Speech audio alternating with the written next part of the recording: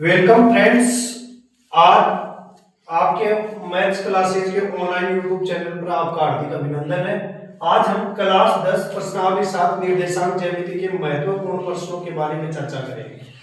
पहला क्वेश्चन है, उस बिंदु के निर्देशांक ज्ञात कीजिए जो बिंदुओं -1 और 7 और 4 -3 को मिलाने वाले रेखाखंड को 2:3 के अनुपात में विभाजित करता है। ठीक है, इसका आंसर देखो। कोई रेखाखंड बनाया हमने, ये ए बिंदु, ये बी बिंदु।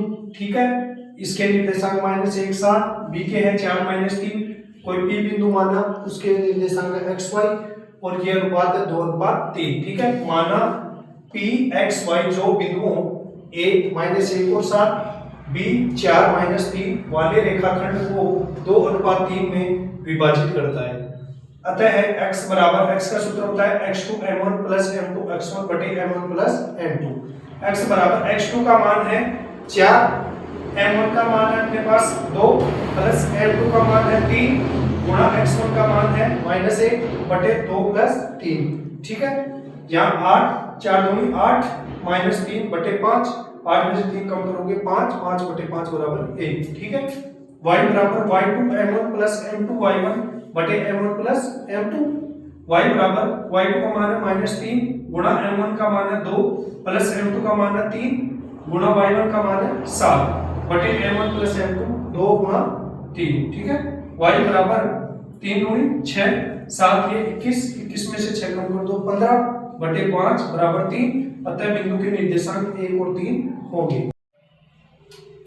अगला क्वेश्चन देखिए दूसरा, उस बिंदु के निर्देशांक ज्ञात कीजिए जो बिंदुओं 4 -3 और 8 5 को मिलाने वाले रेखाखंड को 3:1 के अनुपात में विभाजित करता है। ठीक है, आंसर देखिए, यहाँ एक रेखाखंड है a और b, 4 -3 इसके निर्देशांक है, 8 5 इसके हैं, कोई बिंदु p है उसके हैं x y और अनुपात है 3:1। ठीक है, माना p x y जो बिंदु a 4 -3 b 8 5 वाले रेखाखंड को 3:1 के अनुपात में विभाजित करता है।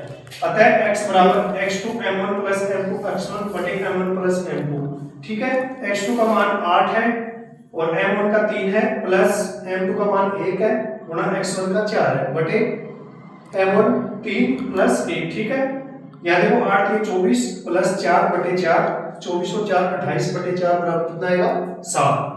y बराबर y2 m1 plus m2 y1 बटे m1 plus m2। y बराबर y2 का मान है 5 गुणा m1 का मान है 3 प्लस m2 का मान है 1 गुणा y1 का मान है -3 बटे 3 प्लस 1। ठीक है, 5 3 15 -3 बटे 4, 15 में से 3 कम करेंगे 12 बटे 4 बराबर 3। अतः बिंदु के निर्देशांक 7 और 3 होंगे। अगला क्वेश्चन देखिए तीसरा, बिंदुओं -3 और 10 और 6 8 को जोड़ने वाले रेखाखंड को बिंदु -1 और 6 किस अनुपात में विभाजित करता है। ठीक है, आंसर देखिए, ये कोई ए बी रेखाखंड है, इसको m1 m2 में विभाजित करता है। बिंदु p -1 और 6 ये एक का निर्देशांक है, b के निर्देशांक है।